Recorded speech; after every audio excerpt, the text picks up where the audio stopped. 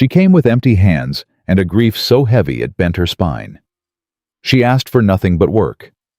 He had nothing left to give. But sometimes the most broken people find each other in the wreckage and rebuild something neither of them deserved. If this story touches your heart, please subscribe to our channel and follow Emily's journey all the way to the end. And drop a comment telling me what city you're watching from. I want to see how far this story travels. Emily Rivers knocked on the door of the Harper Ranch with her right hand because her left arm was still splinted from the wagon accident that had taken everything else from her. She knocked 3 times, hard.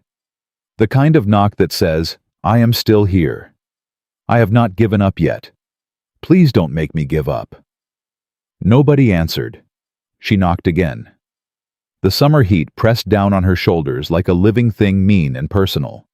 Sweat had soaked through the back of her dress hours ago. Her boots, her late husband's boots, 2 sizes too large, stuffed with rags at the toe, had given her 3 blisters on the walk from Harlan's Creek, where the stagecoach driver had put her off at the crossroads and told her the Harper place was just up the hill a ways. That hill had been 4 miles long. She knocked a 4th time and said out loud to nobody, "Lord, I am asking you one more time, just this one." The door opened. The man who stood in the frame was not what she had expected, though she couldn't have said what she had expected. He was tall, lean in the way that comes from work rather than want, with the kind of face that had forgotten how to arrange itself into anything welcoming. A scar ran from his left jaw to just below his ear, old, well-healed, the kind of mark a war leaves when it decides to let you go. His eyes were gray. Not soft gray. The gray of a sky that has already made up its mind about the weather. He looked at her the way a man looks at a problem he didn't ask for. "Whatever you're selling," he said, "I don't want it." "I'm not selling anything," Emily said. "I'm asking for work." He looked at her arm. The splint. The boots that didn't fit. The dress that had been mended so many times it was more thread than original cloth. "You got a husband," he said. "No." "Family?" "No." "References?" "Anyone in town who can speak for you?" Emily's jaw tightened. "I came through Harlan's Creek this morning. I don't know anyone in town." "Then I can't help you," Jack Harper said, and started to close the door. Emily put her foot in it. The bad foot, the one with the worst blister. She didn't flinch. "Mr. Harper," she said. "I was told in Harlan's Creek that you run this ranch alone since your hired man left last spring. I was told you're behind on everything. The fence line on the north quarter is down. Your smokehouse needs recaulking, and you haven't had a proper meal cooked in this house since winter." She met his eyes. "I can cook. I can mend. I can work a garden and keep a smokehouse and do laundry. And I can do it all with one arm, if that's what you're questioning, because I have been doing everything with one arm for 6 weeks now, and I am still standing here." A long silence. "Who told you all that?" he said. "The woman at the dry goods store, Mrs. Albright." Something moved across his face. Not quite amusement. Not quite annoyance. Something in between that he shut down before it could become anything identifiable. "Edna Albright ought to mind her business," he said. "Maybe so," Emily said. "But she didn't lie, did she?" Jack Harper looked at her for a long moment. Then he looked past her at the empty road she'd come from, as if checking whether she'd brought anything with her. Trouble, a husband who'd show up later, a story worse than the one she was telling. The road was empty. She was alone. Entirely, completely, unmistakably alone. "What's your name?" he said. "Emily Rivers." "Where you from, Mrs. Rivers?" "Tennessee, originally. More recently, nowhere in particular." "That's a hard answer." "It's the true one." He didn't move. She didn't move. The heat shimmered between them, and somewhere out past the barn, a horse stamped and blew through its nose. "I don't have a spare room," he said finally. "The barn would do." "The barn is for animals." "Mr. Harper," Emily said quietly, "I have slept in worse places than a barn, and I have woken up grateful for them. I am not asking for charity. I am asking for work in exchange for a roof and meals. That is a fair trade, and you know it." He stared at her. She stared back. She was 31 years old, and she had buried a husband and a 4-year-old daughter inside the same month, and she had walked 4 miles in boots that didn't fit her. And she had one good arm, and somewhere between Tennessee and Montana, she had used up every tear she had, and what was left was just this bone and will, and the absolute refusal to fall down in front of a stranger. "There's a room off the kitchen," Jack Harper said. "Small. You keep to yourself, and I keep to myself. You cook and clean and tend the garden. I'll give you wages, fair wages, and your meals. You stay out of my business, and I stay out of yours." "That suits me fine," Emily said. "If you cause me trouble, I won't. If anyone comes looking for you, nobody will." He held her gaze a moment longer. Then he stepped back from the door and let her in. The room off the kitchen was barely bigger than a generous closet. A cot with a straw mattress, a small chest, a window that faced east. It smelled like cedar and old dust. Emily set her bag down on the cot, one bag, all she had not fully packed, even at that, and she stood in the middle of the little room, and she pressed both hands flat against the wall and breathed. "You are still here," she told herself. "You are still here."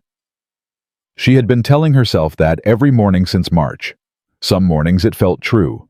Some mornings it felt like the cruelest lie in the world.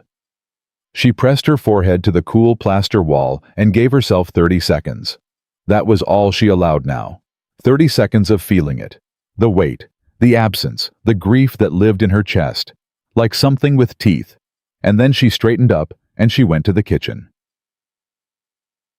Jack Harper was sitting at the kitchen table with a cup of coffee, going cold in front of him, staring at nothing.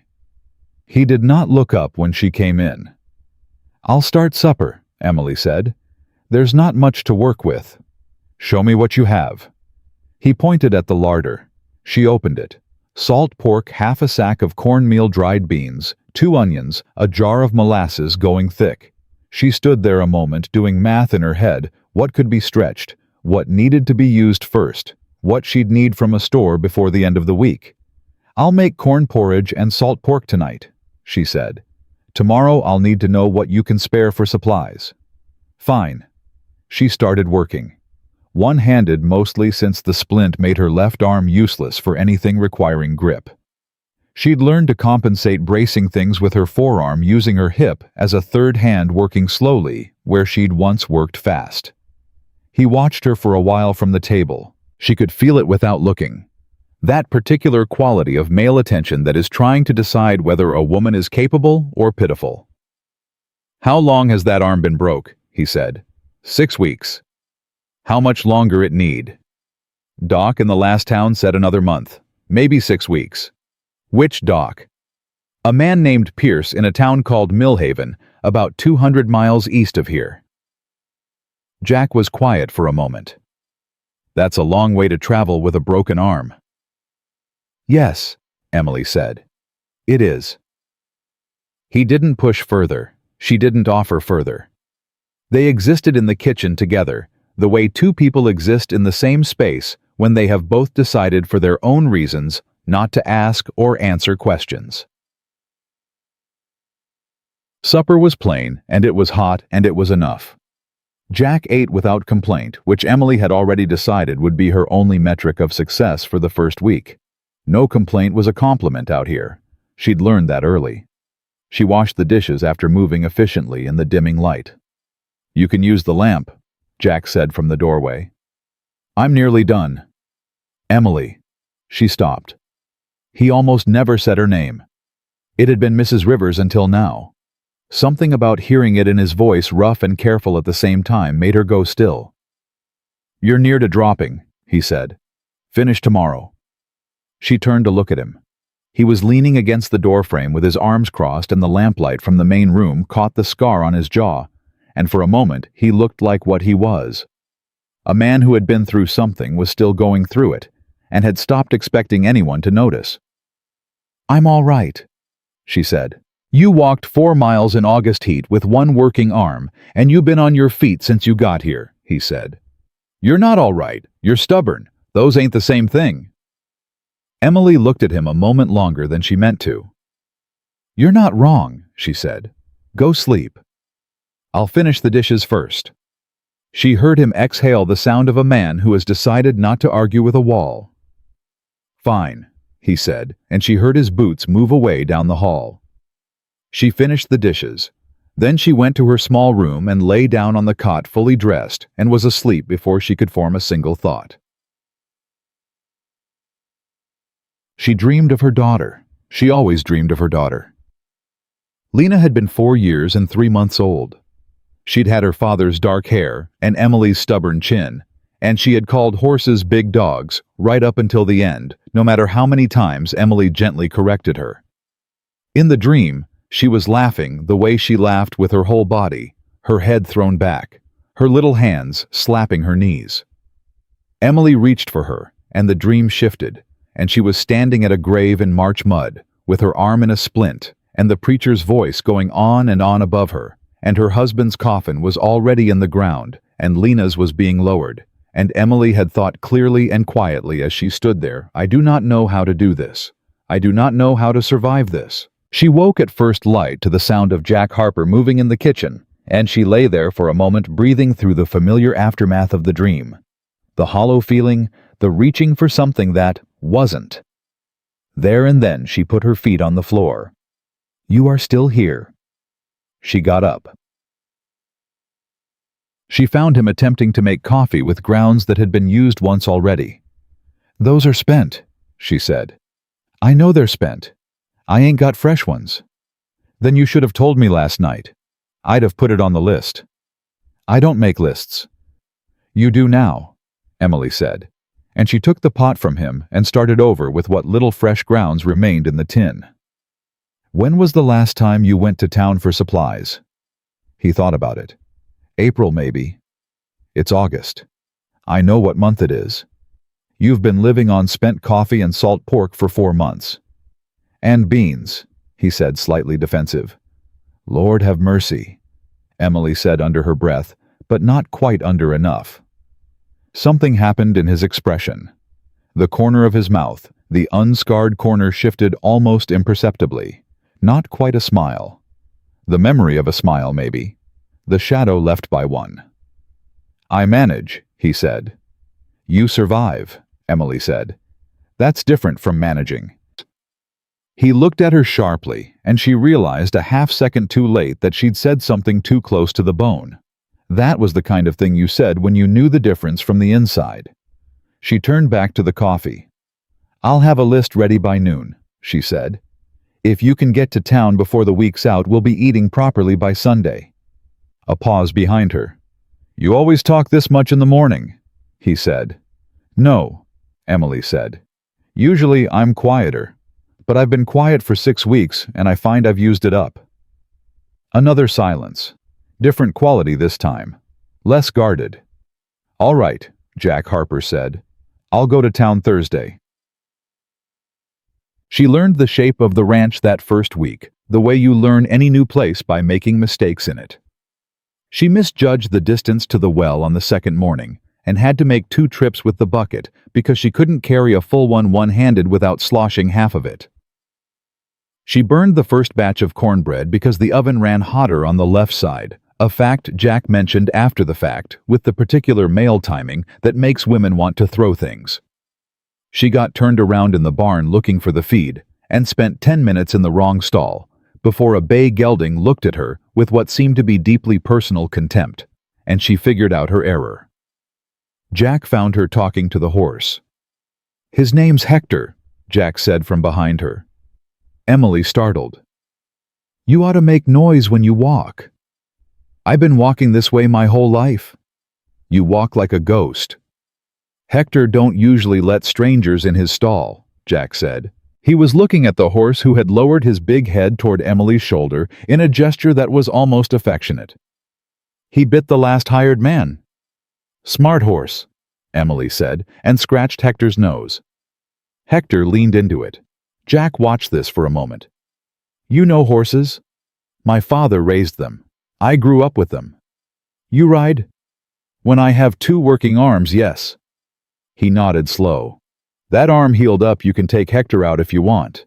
He needs the exercise." Emily looked up. That was a significant thing to offer a man's horse offered to a woman he'd known less than a week. She wasn't sure he'd intended to offer as much as he had. "Thank you," she said quietly. He shrugged the way men shrug when they've said something more than they meant to and need to walk it back to casual. "Just don't want him getting stiff," he said, and walked out of the barn. Emily looked at Hector. Hector looked at Emily. "Stubborn man," Emily told the horse. Hector snorted, which she chose to take as agreement. Thursday, Jack went to town. Emily's list was neat and specific. Quantities, priorities. One small luxury she'd marked as optional at the bottom, a tin of proper tea, because she had learned over 6 weeks of grief that small comforts were not indulgences, but survival tools. Small handholds on the cliff face of getting through the day. He came back late afternoon. He'd gotten everything on the list, including the tea. He put it on the counter without comment and started bringing the rest of the supplies in from the wagon. Emily picked up the tin of tea and held it in her good hand for a moment. "Thank you," she said when he came back through. "It was on the list," Jack said, and kept moving. She made tea that night after supper. She made 2 cups without asking, and she set one in front of him and sat down across the table with her own. He looked at the cup. He looked at her. He did not say anything, but he drank it. They sat in silence for 20 minutes while the evening came on and the crickets started up outside and the lamp burned low between them, and it was the first time in 6 weeks that Emily had sat across a table from another human being in any kind of peace, and she kept her face very still, because she was afraid if she acknowledged it, it would disappear. Jack Harper stared into his teacup like it held something he was trying to read. "You running from something?" he said finally, not accusatory. Quiet. The way a man asks when he's pretty sure he already knows the answer. Emily's hands wrapped around her own cup. Steady. She'd gotten very good at steady. "No," she said. "I'm running toward something. I just haven't found it yet." He didn't answer, but he didn't look away either. And after a moment, he nodded once, the kind of nod that says, "I understand that. I have been doing that myself." They finished their tea. Emily washed the cups. She went to bed. In the small room off the kitchen in the dark, she pressed her hand flat against the wall the way she had that first night, and she breathed, and she told herself what she told herself every day. "You are still here." Tonight, for the first time since March, it felt true. The second week was harder than the first. Not because of the work. Emily had made peace with the work. Work was simple. Work had edges and a finish line, and when it was done, you could see what you'd done. No. The second week was harder because of the way the silence between her and Jack Harper started to change shape. It wasn't comfortable silence anymore. It was something else. Something aware. She'd catch him watching her from across the yard, and he'd look away a half-second too slow. She'd come into the kitchen in the morning, and he'd already have water heated, which he hadn't done that first week, and neither of them mentioned it. Small adjustments, small courtesies, the kind that accumulate into something neither person is prepared to name. Emily kept her head down and did her work and told herself it was nothing. She was very good at lying to herself. She'd had a lot of practice. The splint came off on a Tuesday 3.5 weeks after she'd arrived. She did it herself, unwrapping the bindings at the kitchen table with Jack sitting across from her, drinking his coffee, real coffee, now not twice used grounds. She peeled the last layer off and looked at her left arm, thin and pale from weeks of disuse, and tried to flex her fingers. The pain was sharp and immediate. She did not make a sound. Jack set his cup down. "How bad?" "It's fine." "Emily." "It aches. That's normal. It's been immobilized for 2 months." She flexed again, slower. The pain settled into something more manageable. "I'll work it back gradually." "You don't have to." "I know I don't have to," she said. "I want to." "Ma."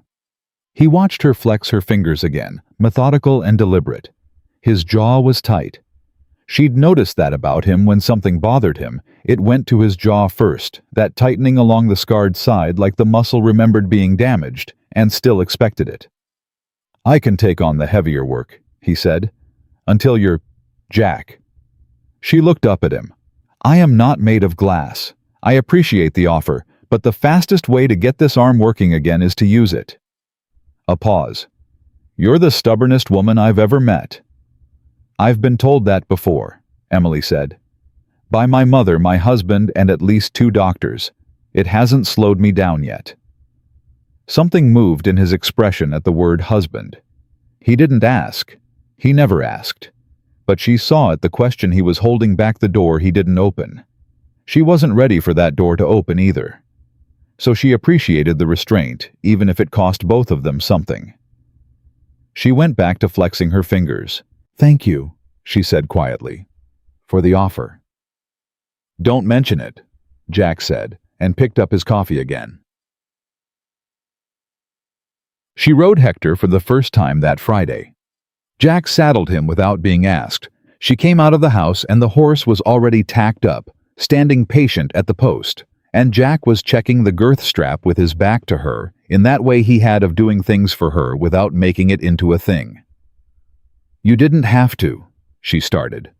"Girth was loose," he said. It wasn't. She could tell from where she stood that it wasn't. She let it go. "Thank you." She mounted from the left side, and Hector shifted his weight and settled under her like a gentleman. And the moment she was up and moving, something loosened in Emily's chest that she hadn't known was wound tight. She'd forgotten this, the particular freedom of a horse under you, the rhythm of it, the way the world looks different from 8 feet up when you've spent months looking at it from the ground. She didn't go far, just the north pasture and back. But by the time she returned, something in her face had changed, and Jack Harper, leaning against the fence watching her come in, saw it. He didn't say anything. But when she dismounted and handed him the reins, he held her gaze for a moment, just a moment, with an expression she hadn't seen on him before. Something softer, something that looked almost like relief. "Good ride," he said. "Yes," Emily said. "It was a good ride." They stood there in the afternoon sun with Hector between them, and the moment stretched out just a beat too long, and then Jack clicked his tongue at the horse and led him back to the barn, and Emily watched him go and told herself very firmly to stop noticing things. The trouble started on a Saturday. Emily had driven the wagon into Harlan's Creek alone for the first time. Her arm was stronger, the roads were dry, and Jack had fence work that needed doing on the south quarter, and couldn't spare half a day for town. She had a list and enough coin, and she'd done it 100 times in 100 other towns in another life entirely, so she didn't think anything of it. She was at the dry goods counter when she heard it. 2 women behind her not bothering to lower their voices. "That's her, the one living out at the Harper place." Living there, alone with him. Apparently. A pause loaded with meaning. "Well," said the second voice, prim and satisfied with itself. "I suppose we know what kind of woman takes a situation like that."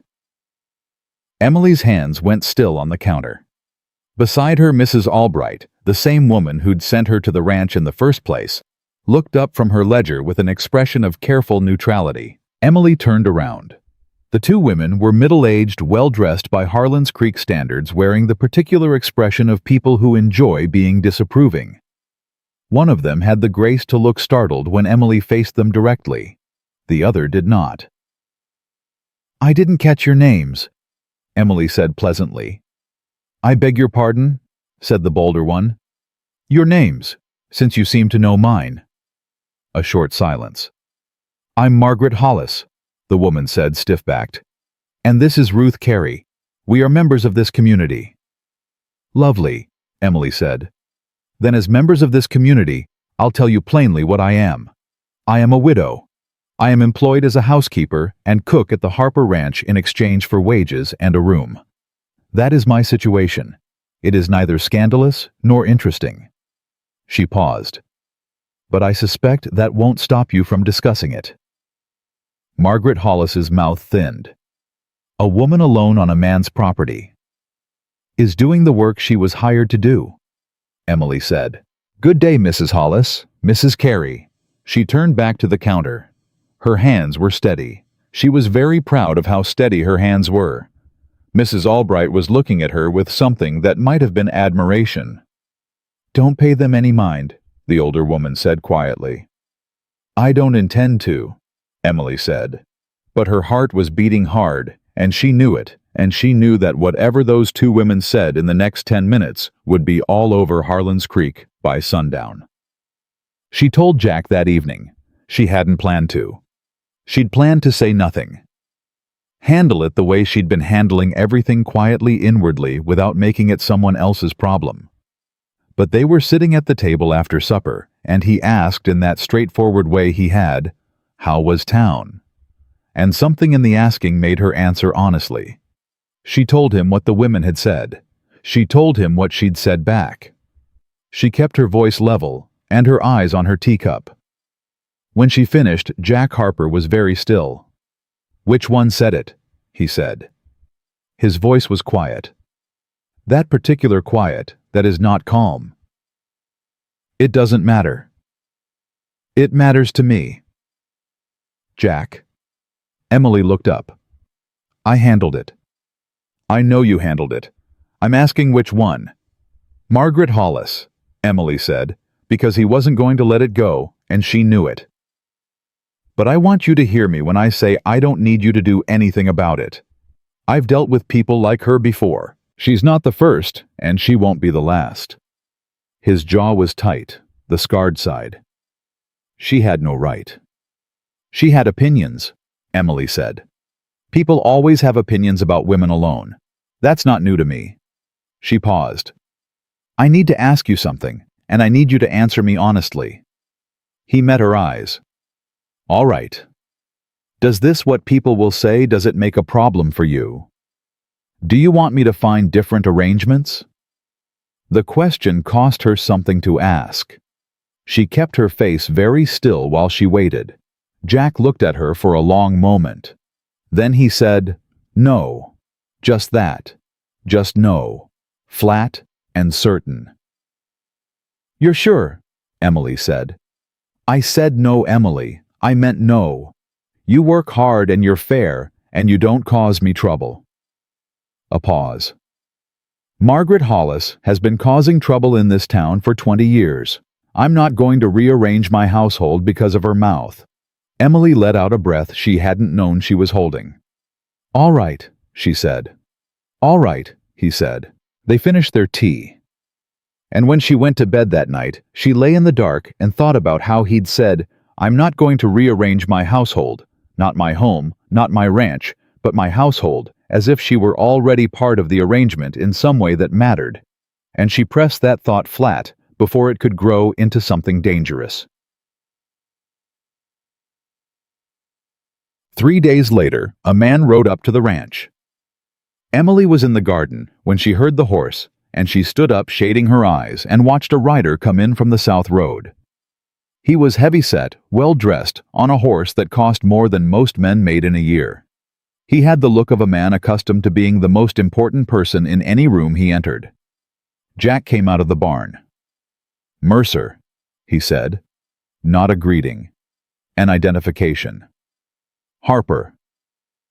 The man Mercer pulled up and looked down from his horse with a smile that didn't involve his eyes. "It's been a while." "What do you want, Mercer?" "Just a neighborly visit." His gaze slid to Emily standing at the edge of the garden with dirt on her hands. "I heard you'd taken on some help." "That's my business," Jack said. "Oh, certainly." Mercer smiled again. "I wanted to extend my offer again, Harper. The North Quarter, the South Pasture, and the creek rights. It's a generous price. More than fair." "My answer's the same as it was in April," Jack said. "No. Land like this sitting with one man, that one man is me and the land is mine," Jack said. "You've got your answer. I'll thank you to ride back out the way you came." Mercer's pleasant expression held for a moment, then something shifted underneath it. Something less pleasant. He looked at Emily again, the kind of look that takes inventory. "Miss," he said, touching his hat brim. Emily did not respond. She held his gaze and kept her face perfectly blank, and after a moment he looked away first, which told her everything she needed to know about him. He rode out. Jack watched him go until he was out of sight. His whole body was held in a particular way, not quite braced, but ready. The way a man stands when he's been expecting something for a long time. "Who is he?" Emily asked. "Douglas Mercer. He owns about a third of the county, and he's working on the other 2/3. Jack's eyes were still on the empty road. "He's been trying to buy this land for 2 years. And you won't sell." "This land was my father's, and his father's before him." A pause. "No, I won't sell." Emily looked at his profile, the set of his jaw, the stillness in him that wasn't peace, but something harder than peace. "He'll come back," she said. "I know he will." "Is he dangerous?" Jack turned to look at her then, and she saw something in his eyes she hadn't seen before. Not fear, nothing like fear, but a kind of old tired knowledge. The look of a man who has already mapped out the shape of a fight he knows is coming. "He's the kind of man who's dangerous when he doesn't get what he wants," Jack said, "which is most of the time." Emily nodded. She looked back down at the garden and picked up her trowel. "Then we'd better make sure the place is in good order," she said. "A well-run ranch is harder to take than a neglected one." A beat of silence. "We," Jack repeated. She realized what she'd said. She kept her eyes on the ground turning soil. "The ranch," she corrected quietly. "It should be in good order." He didn't correct her back, but when she finally looked up, he had a look on his face she couldn't quite read, something startled and careful all at once, like a man who has stepped unexpectedly onto solid ground and isn't sure yet whether to trust it. "Emily," he said. "Yes." A long pause. She waited. "Nothing," he said. "Never mind." And he went back to the barn. She watched him go, and she pressed her trowel into the earth, and she told herself again and firmly, and with complete conviction, to stop noticing things. She was considerably less convincing this time. The letter arrived on a Wednesday. Emily saw it on the table when she came in from hanging laundry, a folded paper with her name on the front in handwriting she recognized so immediately and so viscerally that her whole body went cold before her mind caught up. Her brother-in-law's handwriting. She picked it up. Her hands were steady. They were always steady. She had trained them. She read it standing at the table because her legs would not carry her further. It was short. Frank had always been a man of few words, which was the only quality she had ever respected in him. He'd heard she was in Montana. He didn't say how. He wanted to inform her that her late husband's estate, what little there was of it, had been settled, and that her share was nothing, on account of debts she hadn't known. Thomas had debts. Frank seemed to feel some satisfaction in detailing at length for a man who claimed to be brief. He also wanted to inform her that the house in Tennessee, the house her grandmother had left her, had been signed over to cover those same debts in a legal arrangement that Emily had never been consulted on, and that she was apparently not entitled to contest. She read it twice. She folded it back up. She stood at the table for a long moment, very still, the way you stand when something has landed on you and you're waiting to feel how much it weighs. Then she put the letter in her apron pocket, and she went back to the laundry, and she finished hanging every piece on the line one by one in the late August heat. Jack found her there when he came in from the fields, and he looked at her face and stopped. "What happened?" he said. "Nothing." "Emily." "I had a letter," she said, "from my late husband's family." She kept moving, smoothing a sheet on the line. "It seems I've lost the last piece of property I had left. My grandmother's house." She paused. "I had thought, I had believed it was mine. It turns out it wasn't, or it isn't now." Silence. "I'm sorry," Jack said. 2 words. Simple, clean, no performance. She believed them completely. "It's all right," she said. "It's not all right." She looked at him then. He was standing a few feet away, with his hat in his hands, turning it by the brim, the way he did when he was thinking hard about something, and he was looking at her with an expression that was not pity. She'd learned to read the difference, but something that shared in her grief without trying to fix it or diminish it. "No," she admitted. "It's not all right, but it is what it is." "What will you do?" Emily looked out across the yard. At the garden she'd put her hands into for 3 weeks. At the barn where Hector lived. At the small window of the room off the kitchen that faced east and caught the morning light. "Keep working," she said. "What else is there to do?" Jack was quiet for a long moment. Then carefully, like a man testing weight on a board he's not sure will hold. "You could stay, past the summer, if you wanted to." She turned to look at him fully.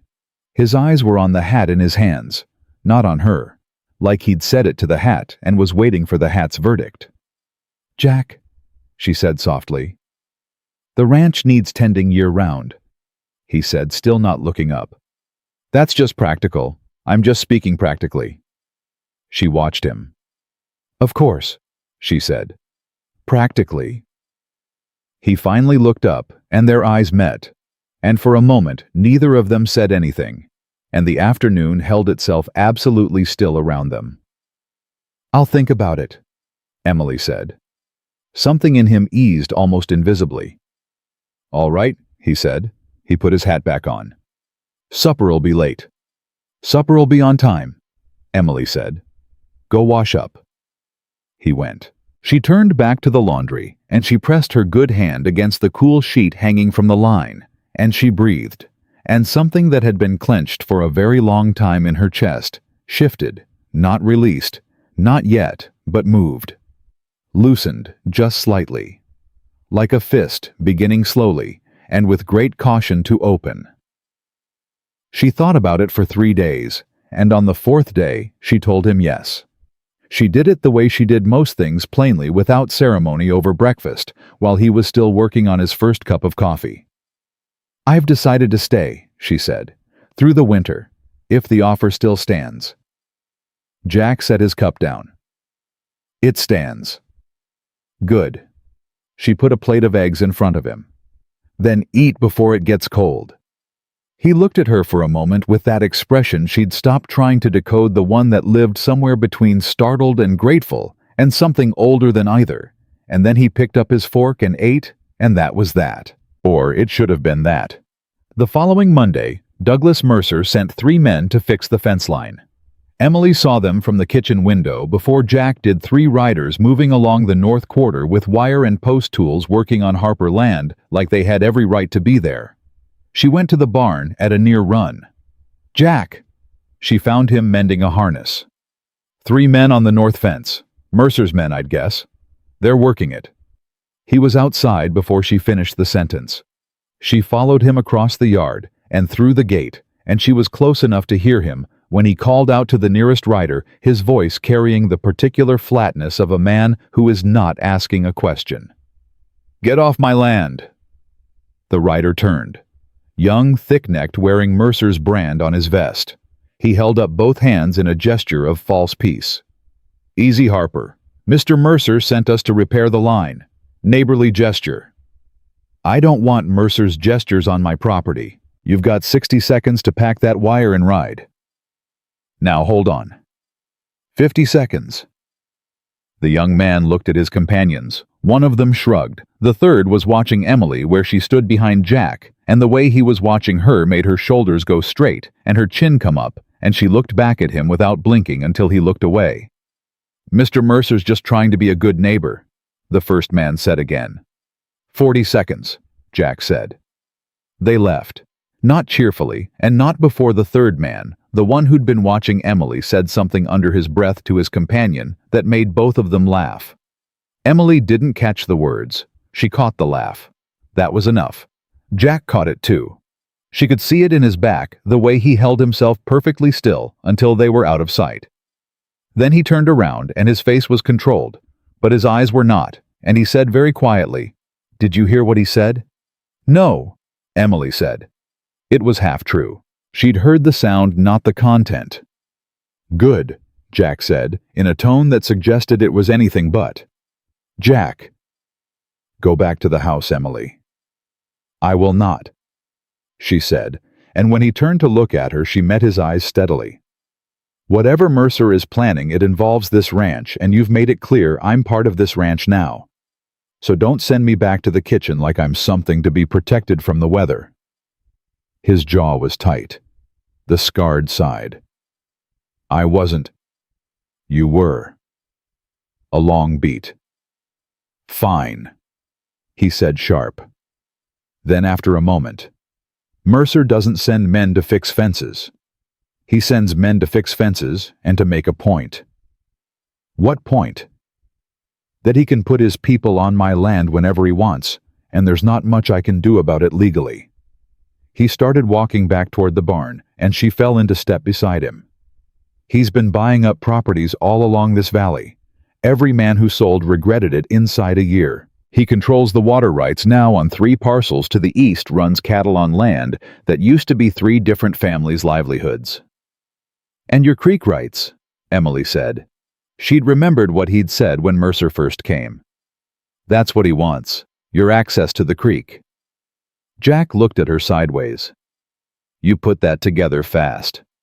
You said he offered for the creek rights specifically." She thought about it. Without the creek, how long can the ranch operate? The question landed. She could see it on his face that he'd asked himself this, that he'd been asking it, that the answer kept him awake. 2 dry summers, he said. Maybe 3. The well holds, but it's not enough for the stock through a hard drought. "So he waits," Emily said. "He makes things difficult enough, puts enough pressure on, and he waits for you to come to him. That's about the shape of it." "Then we don't let him wait us out," she said. He stopped walking, turned to look at her full-on, both hands loose at his sides. "We," he said. She held his gaze. She'd said it deliberately this time, and they both knew it. "We," she confirmed. Something shifted in his expression, something that on a man with an easier face might have been hope. She started paying attention to everything after that. The way Mercer's men rode the perimeter of the property every few days, close, but not over the line, just visible enough to make a statement. The way 2 of the ranchers at the feed store went quiet when Jack walked in on a Thursday, the particular silence of men who have been talked to about something and told to make a choice. The way the bank manager in Harlan's Creek greeted Jack just a half-second too carefully when they went in together to settle a quarterly payment, too smooth, too measured, the greeting of a man who has received a visit he hasn't disclosed. Emily said nothing about what she noticed. She filed it away. She also started talking to people. Not obviously. Not in the way of a woman conducting an investigation. She was careful about that, knowing that a woman asking direct questions in a town like Harlan's Creek got written off as gossip or trouble, neither of which served her purpose. She talked to Mrs. Albright at the dry goods counter, who knew everything about everyone and needed only the mildest encouragement. She talked to the woman who did laundry for the hotel, who had the particular invisibility of someone everyone forgets is in the room. She drank tea with the pastor's wife who had opinions about Douglas Mercer that she expressed in the careful, indirect way of a woman who has learned to wrap her sharpest thoughts in soft language. What she learned over 3 weeks of careful listening assembled itself into a picture that turned her stomach. Mercer had been buying up land using a lawyer named Colton, who operated out of a town 50 miles east, a man with a sealed record and a flexible relationship with property law who specialized in finding irregularities in old land deeds. He'd used this method on at least 4 properties in the valley. 2 of the former owners had tried to contest the sales legally, and both had run out of money before the cases resolved. The third had simply left. The 4th, an old man named Garrett, was still on his land, barely hanging on by something between stubbornness and despair. and the Harper Ranch deed she discovered from a remark Mrs. Albright made without realizing its significance, had been filed in a territory courthouse that no longer existed. Its records had been transferred twice to 2 different county seats over the past 30 years. Emily went home that evening and sat at the kitchen table with her tea and thought for a long time. When Jack came in, she was still sitting there. "What's wrong?" he said immediately. "Sit down," she said. He sat. She told him what she'd learned. All of it laid out cleanly without drama. She watched his face move through several things: surprise, then a grim settled recognition, then something colder. "Colton," he said when she finished. "I've heard that name." "I thought you might have." "He came around 2 years ago. Said there was a question about the eastern boundary. I sent him off." Jack's voice was flat. "I should have paid more attention." "You couldn't have known what it meant then." "Maybe." He was quiet for a moment. "Where's the deed to this place recorded now?"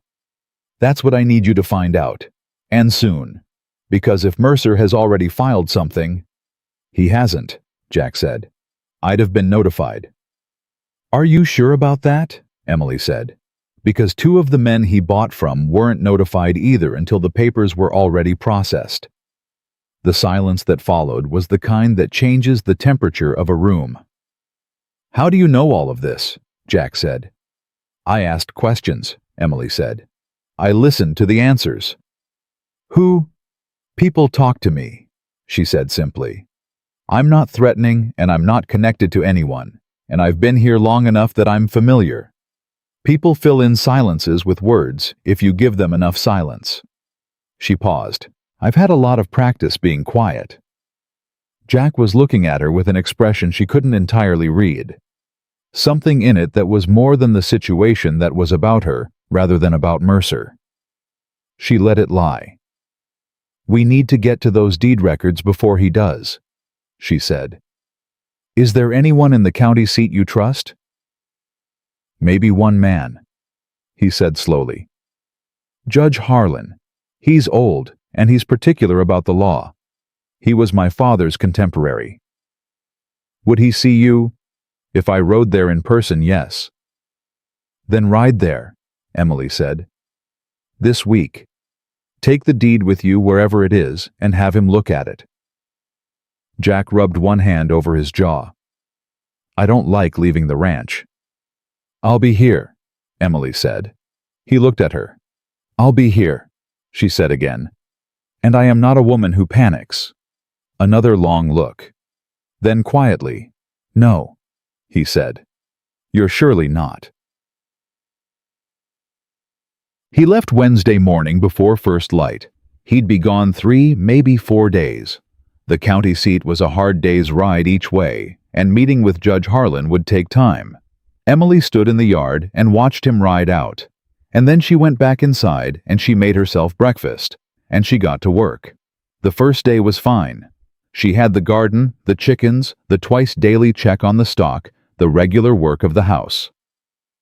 She had Hector to ride in the late afternoon, which she did out to the north quarter and back, checking the fence line herself, which she knew Jack would object to if he'd been there, and which was precisely why she did it while he wasn't.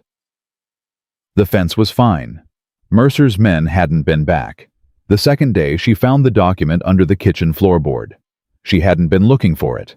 She'd been mopping, and a board near the hearth had shifted under the mop head loose, poorly seated, and when she pressed on it, the edge lifted, and she looked down, and there was a metal box, small dented at one corner. She stood there for a moment. Then she picked it up. She was not a woman who went through other people's private things. She had always believed that very firmly. She set the box on the table and looked at it for a long moment, and then she thought about Mercer and Colton, and the county courthouse records that had moved twice, and she opened it. Inside a folded paper, old, the creases gone soft with age. And underneath it, a letter she recognized as Jack's handwriting.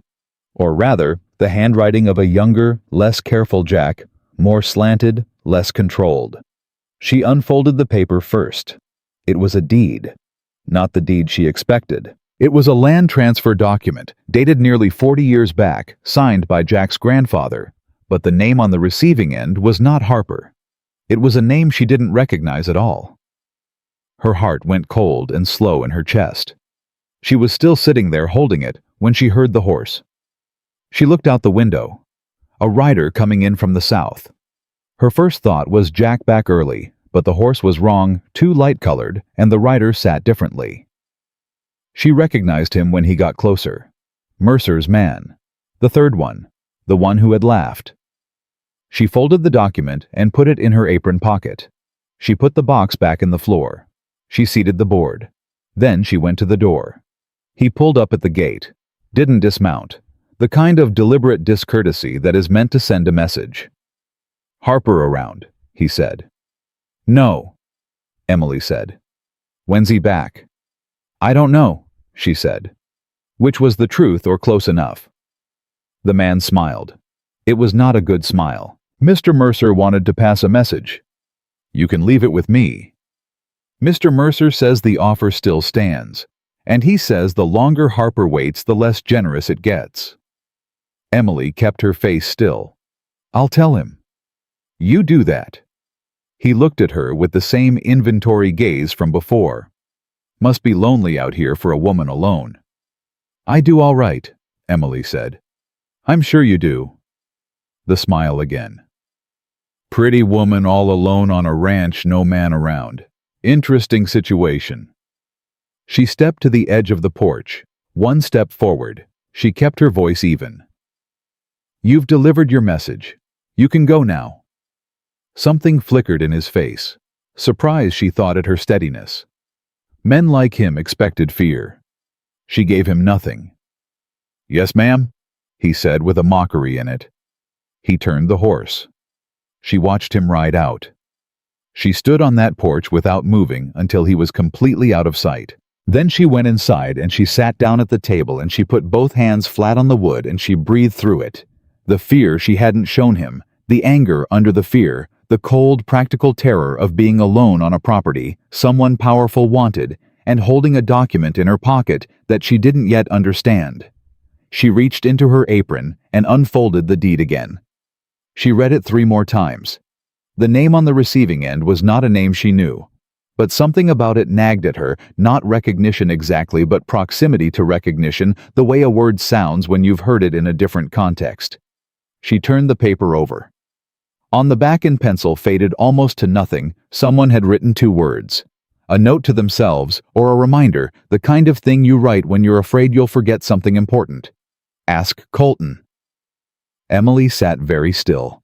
Jack's grandfather had written those words, which meant Jack's grandfather had known Colton, or known of him before he died. Which meant the connection between Mercer's lawyer and this land was not new. It was old. It had been waiting dormant for decades, and someone had woken it up. She put the paper in her pocket and pressed her hand flat against it. Outside, the summer heat pressed against the windows, and a hawk cried somewhere distant, and the ranch sat quiet around her, waiting the same way she was waiting for Jack to come home, for the shape of the danger to clarify, for someone to make the next move. She did not intend for that someone to be Mercer. She got up. She went to the desk in the corner of the main room where Jack kept what passed for his files, receipts, correspondence, land records she'd seen him reference but never examined. She started at the beginning of the stack, and she worked through it methodically, carefully looking for anything that connected. Looking for the name on the deed. Looking for Colton. She found it on the 3rd letter from the bottom. A legal notice. 2 years old. Filed under a case number from a courthouse in a county 2 over. A dispute over a land parcel described in coordinates she'd have to map to understand, but the parcel number on the notice matched the parcel number on the old deed in her pocket. And the attorney of record on the opposing claim was T.R. Colton, Esquire. Mercer already had a case filed. It was 2 years old. Jack didn't know. And this landed on her like cold water. Jack knew and hadn't told her. She sat with that possibility for a full minute, turning it over, examining it honestly. Then she set it aside because she knew Jack Harper well enough by now to know that whatever his false secrecy born of strategy was not among them. His silences were about grief, not calculation, which meant he hadn't known.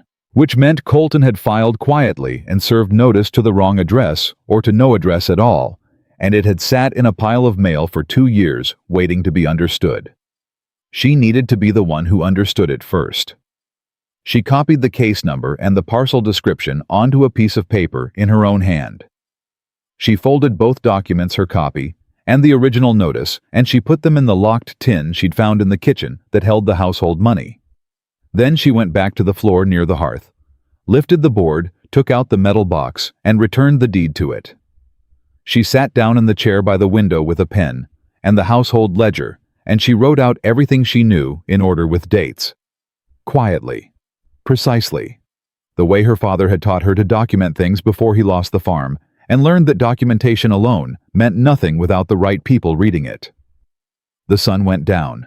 She lit the lamp. She was still writing when she heard far down the south road the sound of a familiar horse. She was at the door before Jack had reached the gate, and the look on her face when he rode in made him pull up short and swing down fast, his hand going to her arm, searching her expression. "What happened?" he said. "Come inside," Emily said. "I have things to show you." Jack sat at the table for a long time after she finished. He didn't speak. He read the legal notice twice, then the case number she'd copied, then the notes she'd written in the ledger. His hands were very still on the paper. That particular stillness of a man absorbing something that changes the shape of everything he thought he knew. Emily sat across from him and let him have the silence. She'd learned by now that Jack Harper processed hard things the way a river processes stone, slowly, completely, without rushing the result. Finally he said, 2 years. "Yes. He filed this 2 years ago and I never—" He stopped, set the paper down, pressed both palms flat on the table. "I never received notice. There was nothing." "I know," Emily said. "The service address on the filing is listed as the old post office route, the one that changed after the flood in '81. Jack looked up sharply. "How do you know about the flood?" "Mrs. Albright mentioned it when I asked about the county mail routes. She said half the records from that period went undelivered for months." Emily paused. "I don't think it was an accident, Jack. I think Colton filed intentionally using the old route. He knew the notice wouldn't reach you." The silence that followed had weight. "He filed a claim on land that has belonged to my family for 40 years, Jack said. His voice was quiet, the dangerous kind of quiet. "And he did it so I wouldn't know to fight it." "Yes. And Mercer knew. Mercer probably instructed it." Jack stood up. He didn't pace. He wasn't a man who paced, but he moved to the window and stood with his back to her. One hand braced against the frame, and she watched the tension move through him like current through wire. "Tell me what Judge Harlan said," Emily said. "You haven't told me yet." He turned back. "He said the deed is sound. Original filing, properly recorded chain of title is clean going back to my grandfather's purchase." A pause. "He also said that clean title doesn't automatically defeat a fraudulent counterclaim if the counterclaim gets in front of the wrong judge first." Meaning Mercer's judge. Meaning a judge Mercer has spoken to before a Harper ever walks through the door. Jack came back to the table, sat down, looked at the legal notice like it had personally offended him, which it had. "Harlan said if this goes to the county court in Millhaven, it gets assigned to Circuit Judge Beaumont. Beaumont has ruled in Mercer's favor 4 times in 3 years. Emily absorbed that. Is there a way to get it assigned elsewhere? Harlan said if we can show procedural misconduct, improper service, falsified address, we can petition to have it moved to his court. He's a territorial judge. His jurisdiction supersedes the circuit. Can we show that? Maybe." Jack looked at her. "With your notes, with what you found in that pile of correspondence." He paused. "Emily, I have to ask you something." "Ask? Why were you going through my correspondence?" She met his eyes without flinching. Because Mercer sent a man here while you were gone, and that man made me uneasy, and I decided that the best way to protect this ranch while you were absent was to understand what we were actually dealing with. I wasn't going through your private things out of curiosity. I was going through your papers out of necessity." She paused. "If that oversteps what you want from me here, tell me now." A long, careful beat. "No," Jack said. "It doesn't overstep." He looked at the ledger with her notes. "I'm glad you did it. I should have done it months ago." "You should have," Emily agreed. "But you didn't, and we're here now. What do we do next?" He looked at her. The lamp between them burned low and steady. "We go to Harlan," he said. "Together. We bring the notice, your notes, the old deed, and we make the case for misconduct." He paused. "It's a 2-day ride." "I know. It would mean you traveling, Jack." She said it with the particular patience of a woman who has explained something before. "I walked 4 miles in August heat, with a broken arm, to knock on a stranger's door. I think I can manage a 2-day ride." The corner of his mouth shifted. That almost smile she'd come to recognize, and she was willing to admit to herself, if only to herself, look for. "All right," he said. "We leave Friday." Thursday she spent getting the ranch in order for a 4-day absence, and Thursday evening Mercer came himself. No men with him this time, just Mercer, alone, riding in easy and unhurried like a man who owns the road he's traveling on. He probably did, Emily thought, watching from the window. He probably owned the road. Jack went out to meet him. Emily followed. "Harper." Mercer pulled up. He looked at Emily with something that passed for courtly acknowledgement. "Mrs. Rivers, I've heard a great deal about you." "I expect you have," Emily said pleasantly. Mercer returned his attention to Jack. "I'll be plain with you, Harper. My lawyer has brought to my attention that there's some confusion about the title to this property, old confusion going back to your grandfather's time. I don't want a legal fight any more than you do. I'm prepared to offer a settlement, a generous one." "Your lawyer created the confusion," Jack said. "That's not how a good faith dispute works, Mercer." Mercer's pleasant expression flickered, just slightly. "I don't know what you mean by—" "Colton filed on a superseded address," Jack said. 2 years ago. Deliberately. I've got documentation of the original mailing route and a territorial judge who's agreed to review it." He paused. "So when you say you want to avoid a legal fight, I believe you, because you're not going to win this one." Silence. The kind of silence that tells you exactly what a man is thinking, even when his face doesn't.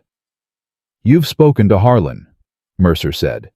His voice was still smooth, barely changed, but something underneath it had gone hard. "I have. Harlan is an old man with— Harlan is a territorial judge with jurisdiction over every circuit court in this county," Jack said, "including Beaumont's." Mercer looked at Jack for a long moment. Then his gaze moved to Emily, and she made herself hold it, that calculating inventory look, the look of a man trying to find the weak point in a structure. He was reassessing. She could see it. He'd come here expecting a man alone, and he'd found something that complicated his arithmetic. "You've been busy," Mercer said to her. "I work hard," Emily said. "It's what I was hired for." Something moved in his expression, not quite anger, something colder. "This isn't finished," he said to Jack. "No," Jack agreed. "It's not, but it's going to finish in front of Harlan and not Beaumont, and that changes things considerably." Mercer turned his horse. "We'll see, Harper." He rode out without looking back. Emily waited until the sound of hooves had fully faded before she let out a slow breath. "He'll try something before Friday," she said. "Yes."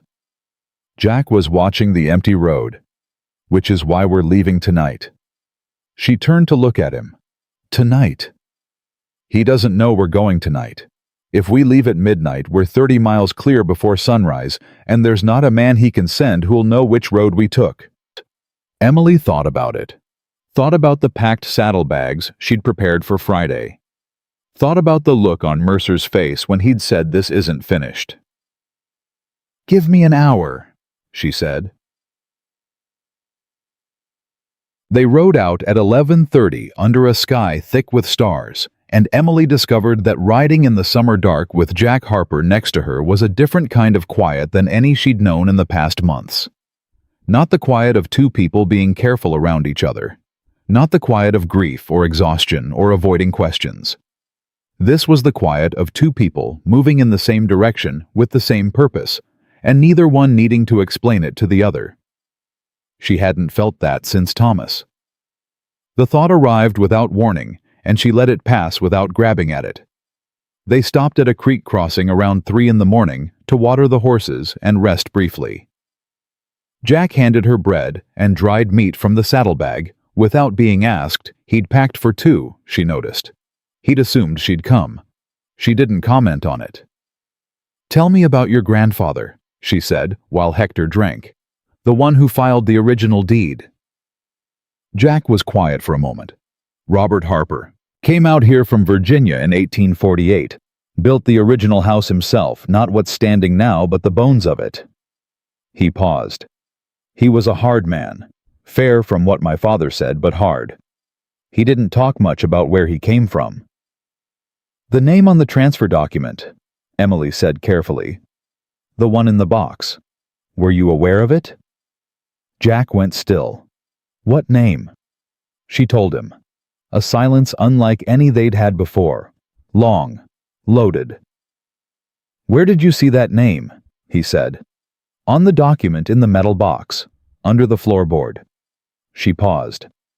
"I should have told you immediately. I'm sorry. I was still trying to understand what it meant when Mercer's man arrived, and then you came home, and I prioritized the legal notice, and I should have told you first." "Show me," Jack said. "When we get back, show me the document." "Jack." "His name is Daniel Mercer," Jack said. His voice had gone flat. "He was Douglas Mercer's uncle, and my grandfather bought this land from him in 1849. He turned to look at her in the darkness. "Or he said he bought it. My father always believed the transaction was legitimate. He never had cause to question it." Emily's breath came out slow. "And if it wasn't legitimate, then Douglas Mercer isn't trying to buy this land," Jack said. "He's trying to reclaim it, which is a different kind of case entirely." A pause. A much harder one to win. The creek ran on beside them. Hector lifted his head from the water. Somewhere in the dark, a nighthawk called and fell silent. Emily said, "That's what he meant. When he said old confusion going back to your grandfather's time, he wasn't being vague. He was telling you exactly what the claim is." "Yes."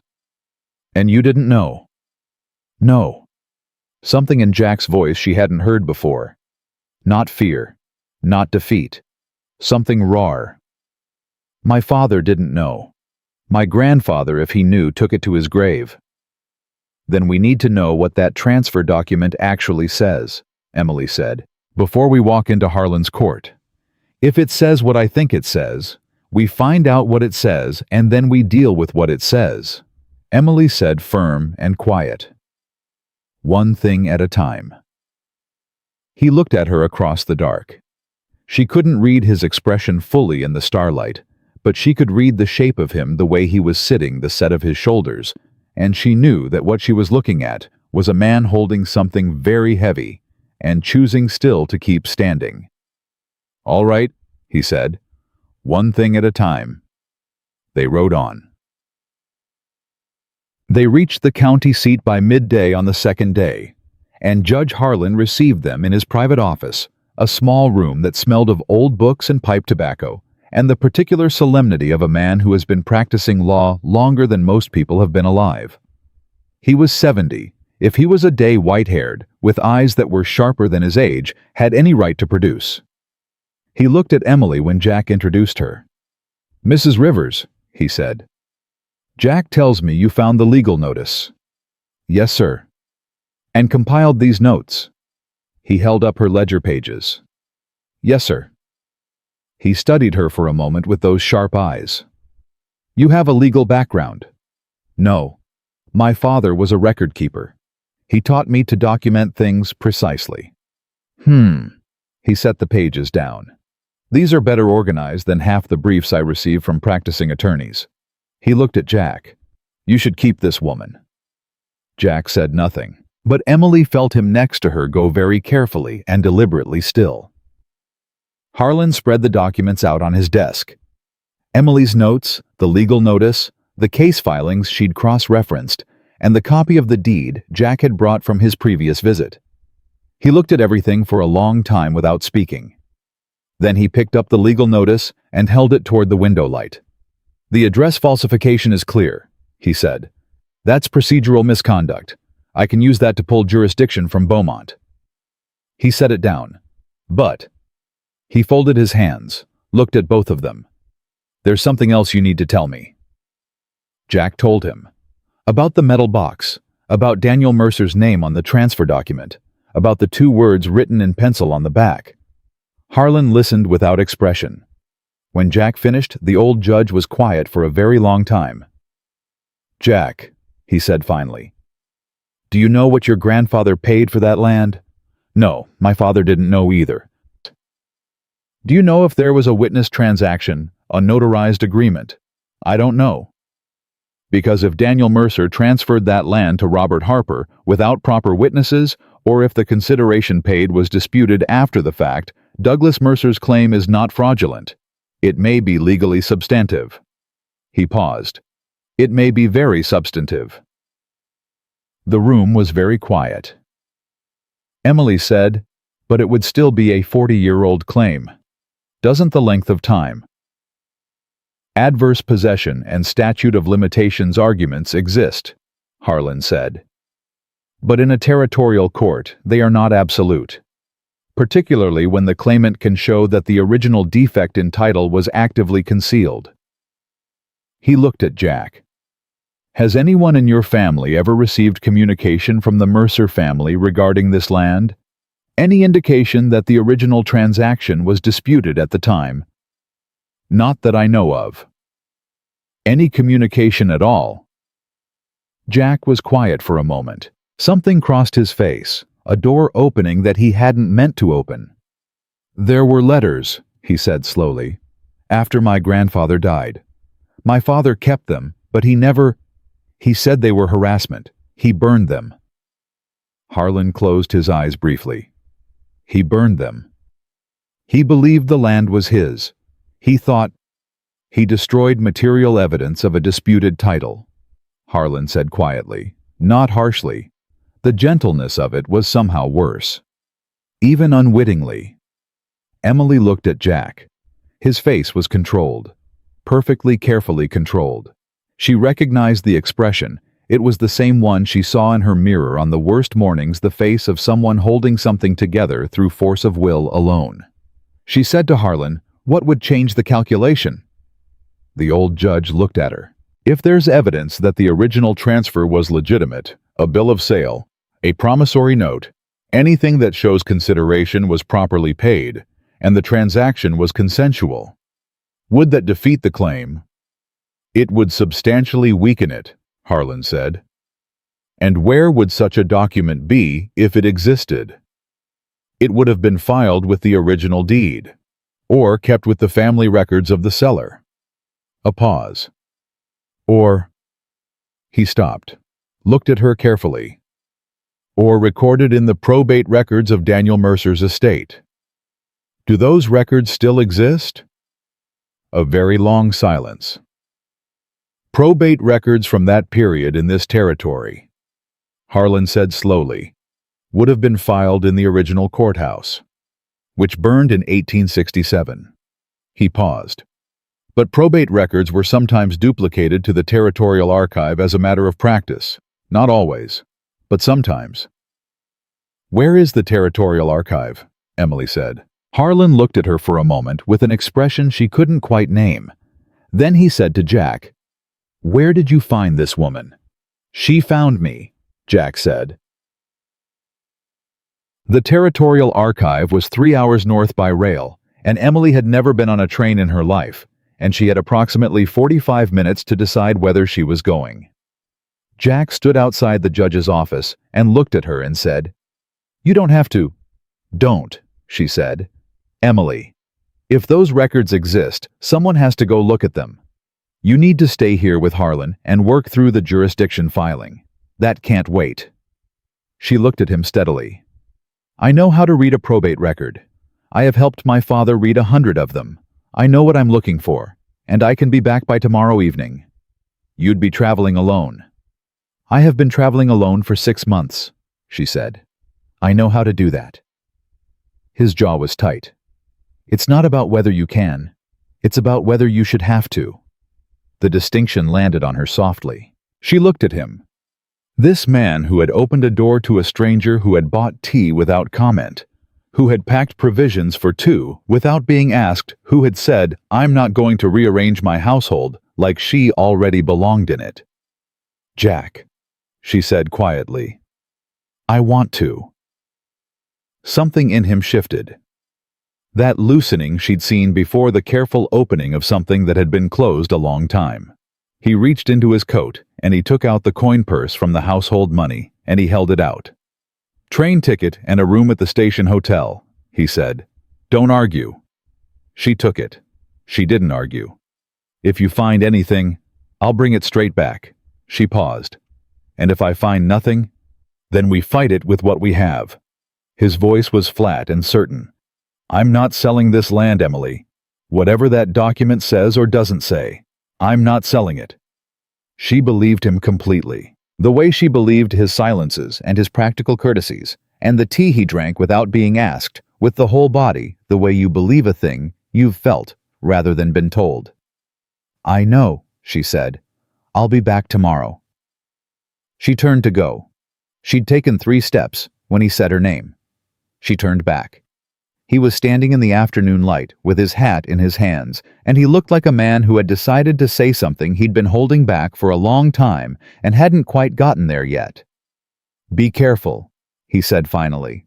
2 words. Simple. She knew they were not simple. I will, she said. She walked to the station. The Territorial Archive smelled of dust and old paper and the particular loneliness of records nobody reads unless they have reason to. A young clerk with ink-stained fingers showed her to the probate section with barely disguised skepticism. Women did not typically visit the Territorial Archive alone, at 4 in the afternoon, looking for 40-year-old estate filings. Emily smiled at him with the particular warmth of a woman who has learned to make men underestimate her and then make use of it. I'm assisting Judge Harlan, she said. He sent me specifically. The clerk became considerably more helpful. She found the Mercer estate file at 5:20 before the archive closed. She opened the folder with hands that were entirely steady. She read the first page, the second. She turned to the third and found what she was looking for.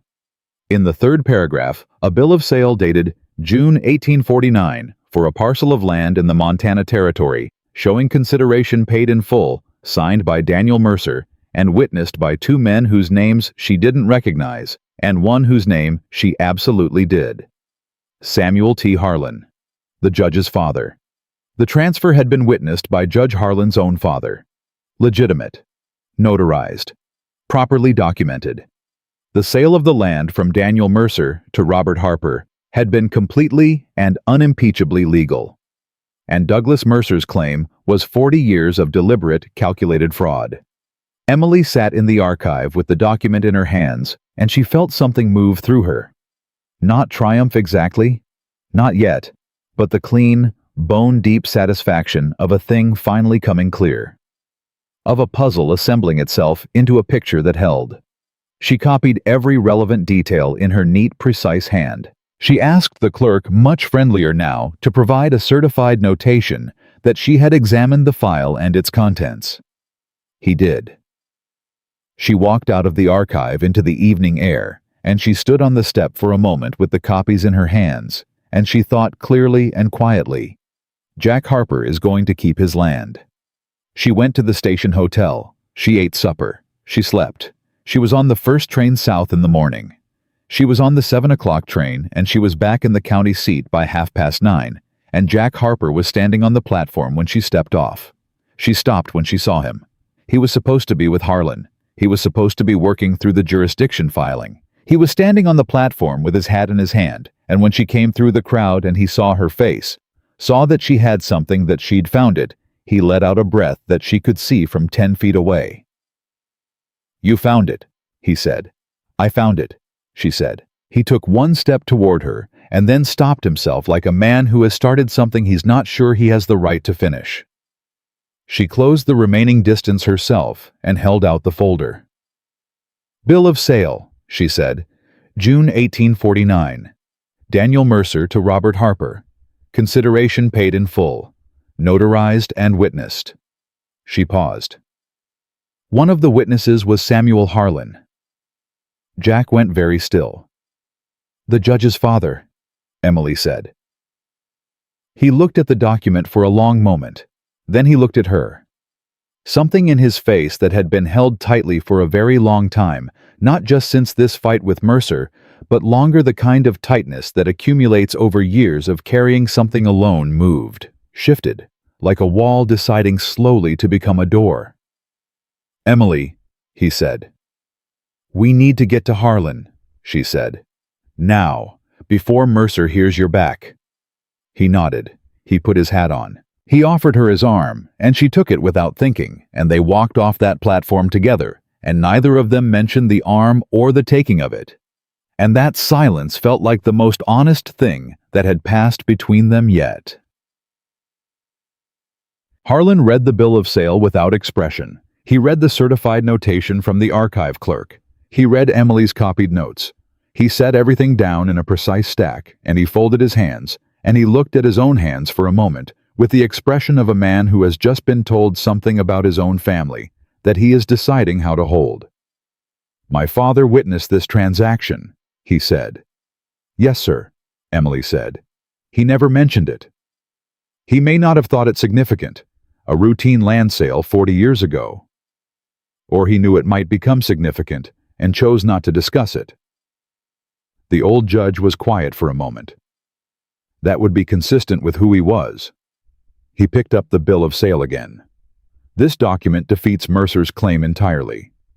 The transfer was legitimate, witnessed, notarized, and filed. His uncle sold this land willingly and was paid for it." He looked at Jack. "The counterclaim Colton filed is not only procedurally defective, it is substantively fraudulent.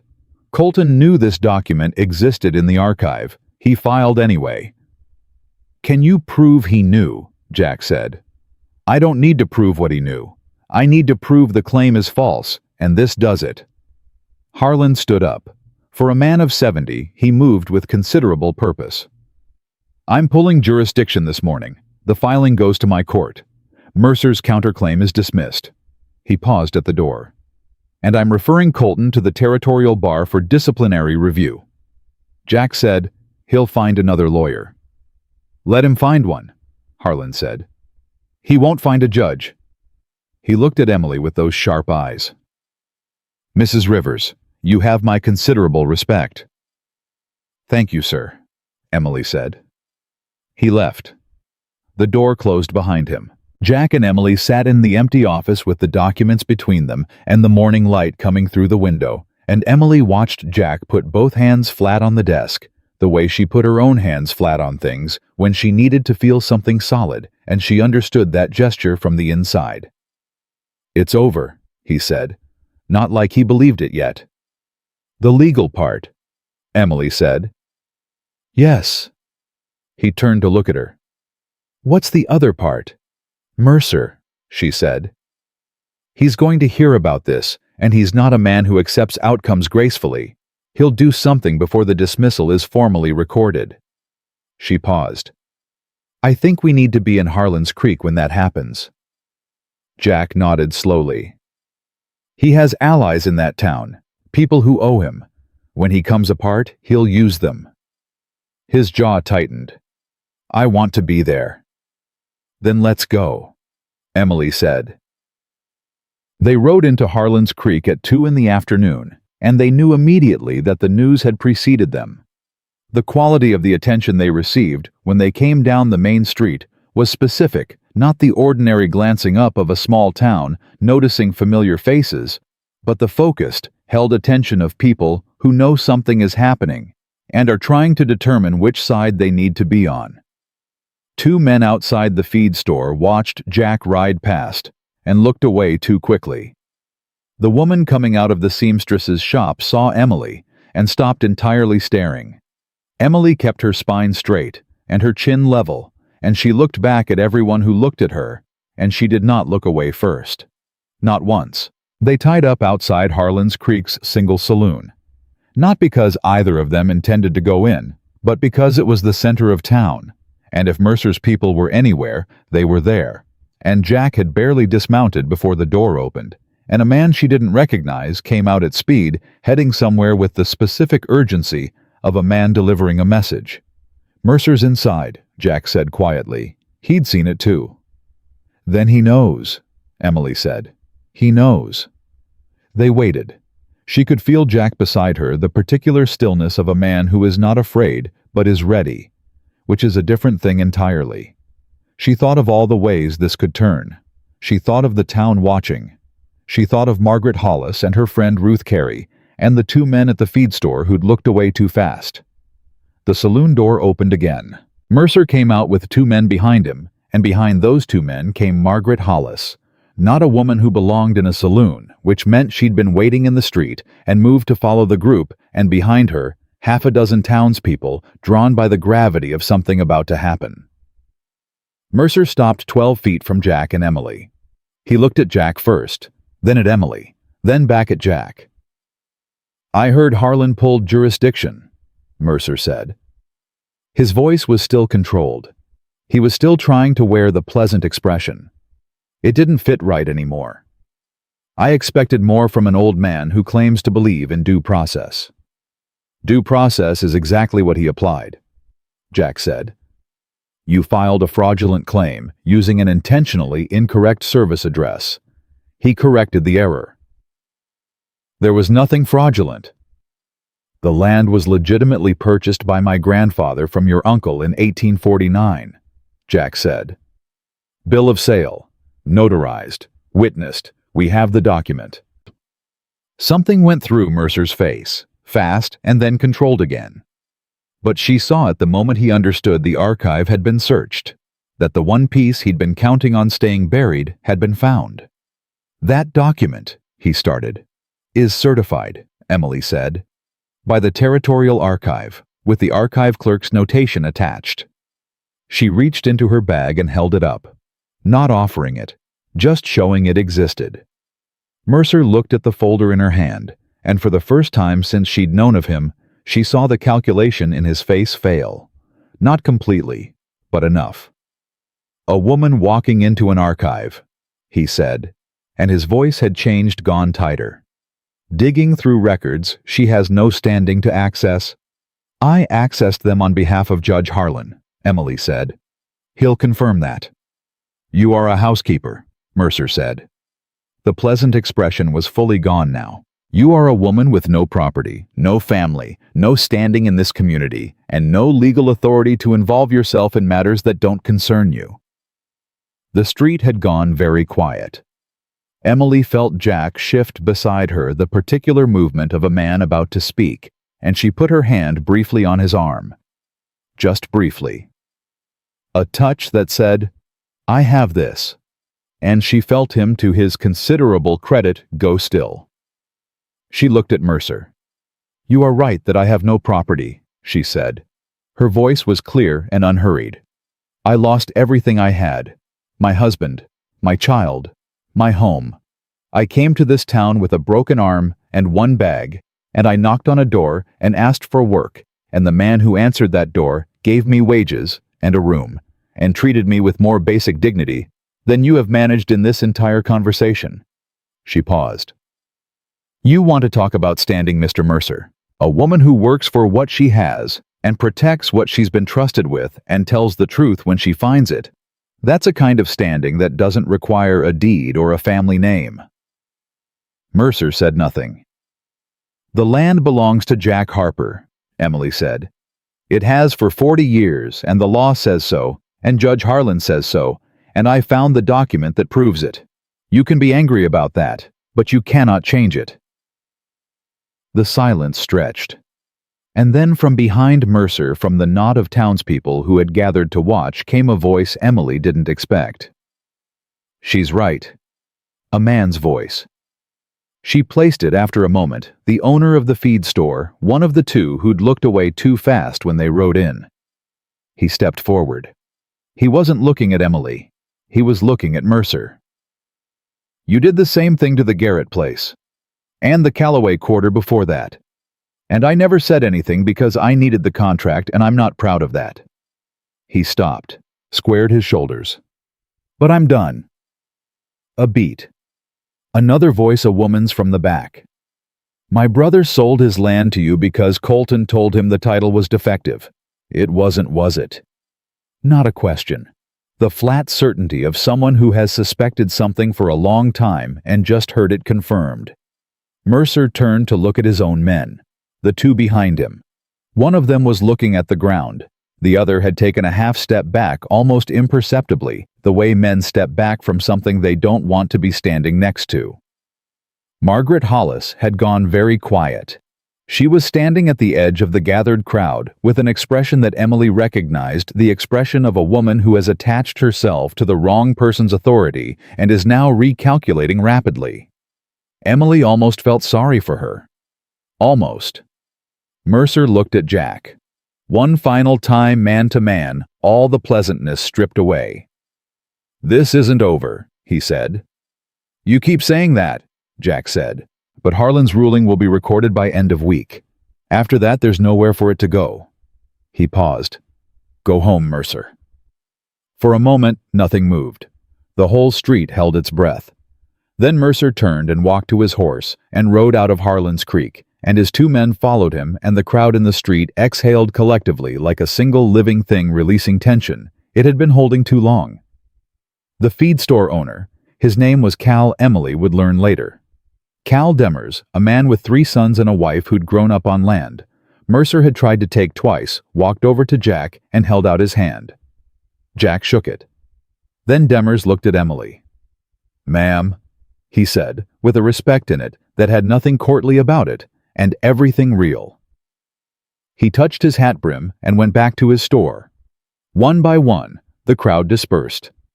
People found things to do, places to be, the ordinary movements of a town returning to its own rhythms. Within 10 minutes, the street looked almost normal. Margaret Hollis walked past Emily without speaking. She walked with her chin up and her eyes forward, the careful dignity of a woman who has decided that what just happened did not happen. Emily let her go. There was nothing to be gained from it, and Emily Rivers had never been a woman who confused winning an argument with winning the thing that actually mattered. Jack came to stand beside her. "You didn't have to do that," he said. "Which part?" "The part where you stopped me from speaking." "You would have made it about him," Emily said. "It needed to be about something else." He thought about that. "Yeah," he said after a moment. "You're right." They stood in the quiet street together, and she felt the afternoon sun on her shoulders, and she thought about 6 months ago, a crossroads, a stagecoach driver telling her the Harper place was just up the hill a ways. She thought about 4 miles of August road in her dead husband's boots. She thought about a door opening and a gray-eyed man looking at her like a problem he hadn't asked for. "Jack," she said. "Yeah. I need to tell you something." He turned to look at her. "When you asked me in April if I was running from something, I told you I was running toward something I hadn't found yet." She kept her voice level and her eyes on his. "I found it. I want you to know that. I'm not telling you because I want anything from you or because I expect anything. I'm telling you because you should know that what you gave me, a room and wages and basic human decency and a horse to ride on Friday afternoons, it was enough. It was more than enough. It was the thing that kept me standing." She paused. "I don't know what I am to you, but I know what you are to me, and you deserve to know that." Jack Harper looked at her for a long moment. His hat was in his hands. It was always in his hands when something mattered. He said, "I want to tell you something too." "All right."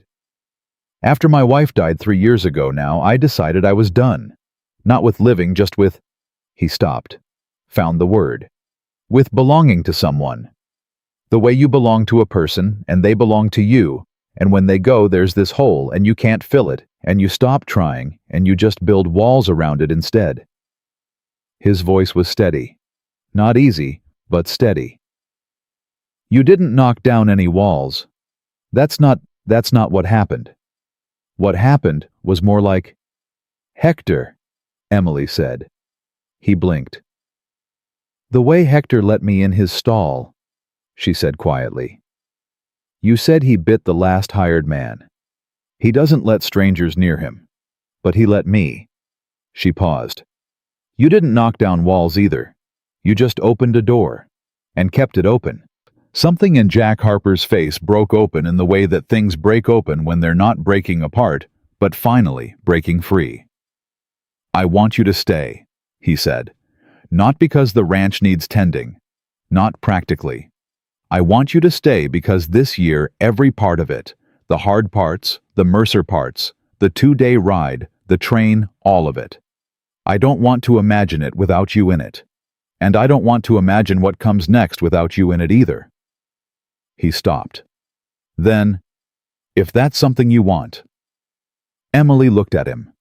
This man with the scarred jaw and the gray eyes and the horse he'd saddled for her before she asked, and the tea he'd drunk without comment, and the we he'd heard and held on to and repeated back to her like a word he was learning the weight of. Yes, she said. That is something I want. He breathed. Just that. A slow, full breath, the kind a man takes when he's put down something heavy. All right, he said. All right, she said. He offered her his arm. She took it. They walked back to the horses together in the late afternoon sun, and she thought that this was what it felt like. Not the dramatic thunder of a beginning, but the quiet, solid click of something fitting into place. Something true. The kind of thing you don't announce because announcing it would make it smaller than it is. They were back at the ranch by evening. Emily made supper, and Jack set the table, which he'd started doing somewhere in the second month without either of them remarking on it. And they ate in the easy quiet that had become their language for contentment. The kitchen smelled of coffee and wood smoke, and the garden herbs she'd dried and hung from the rafters. Hector's occasional movement in the barn came through the open window, familiar and grounding. After supper, she washed the dishes and he dried them, which was also new, and she handed him each one without looking, and he took each one without commenting. And outside the late summer dark pressed close, and the crickets made their steady, dependable noise. The Garrett place, Jack said. The man from the crowd mentioned it. Old Henry Garrett. He's been hanging on by nothing for a year. Emily handed him the last cup. What are you thinking? If Mercer's other claims fall apart, and with Harlan involved, Garrett might get his land back. He might need help. He might, Emily said. She dried her hands. We could go out there next week. See what he needs. She said we without thinking about it. He heard it the same way, not as a thing to note, but as a thing that simply was. Like the kitchen, like the table, like the tea she made every evening, and the cup she set in front of him, and the way he always drank it. Next week, he agreed. She folded the dish towel and hung it on the hook by the sink, and she turned and found him closer than she expected, or perhaps exactly where she should have expected him to be, and his eyes were on her with that expression she'd stopped trying to decode because she understood it now. She'd understood it for weeks. She'd just been careful with it the way you're careful with something you're afraid of breaking by touching it too soon. She wasn't afraid of it anymore. She reached up and put her hand against his jaw, the scarred side, because that was the side she'd always looked at, the side that told the truth about him, and he went very still under her hand, the way Hector went still when she first touched his nose. That animal steadiness of something large and strong choosing to be gentle. He covered her hand with his, kept it there. Emily, he said. Just her name. The way he'd said it the first week, rough and careful at the same time. But different now. Fuller. Like a word that had learned its own meaning. I know, she said. She did know. That was the thing about two people who had both learned to carry things alone. They didn't need every word spelled out. They could feel the weight of a sentence before it was finished. They knew where the other one was standing. He pressed her hand gently to his jaw for a moment. Then he turned his head and kissed her palm. Simple and deliberate, the way he did everything. No performance, no hesitation, just a choice made and followed through. She thought of Tennessee. She thought of March mud and a preacher's voice and 2 graves. She thought of a crossroads and a stagecoach driver and 4 miles of summer road. She thought, this is what you were walking toward. She thought you found it. Come sit outside with me, Jack said. It's a fine night. Yes, Emily said. It is. They went out together onto the porch, and the stars were up in full. And somewhere down by the creek, a nighthawk was calling, and the ranch lay quiet around them. The garden and the barn and the fence line and the 40-year-old land that belonged to Jack Harper and would belong to him, still clear in law and settled in fact and no longer under threat. He sat beside her on the porch step, and their shoulders touched, and neither of them moved away. Emily Rivers had walked into this valley with a broken arm and an empty bag, and a grief so heavy it had bent her spine, and she had asked a stranger for work, and been given more than she had known to ask for, not rescued, not pitied, not fixed, but seen, believed, made useful, made necessary. She had come with nothing, and she had built something the way you build things from nothing, one day at a time, 1 cup of tea at a time, 1 honest word at a time, until the thing you've built is solid enough to stand on, and warm enough to live in, and real enough to be worth protecting. She pressed her shoulder against his, and felt him press back steady and sure, and above them, the Montana summer sky went on, without end. Emily Rivers had survived the unsurvivable, and she had walked 4 miles in borrowed boots, and she had found what she was looking for, and she was staying.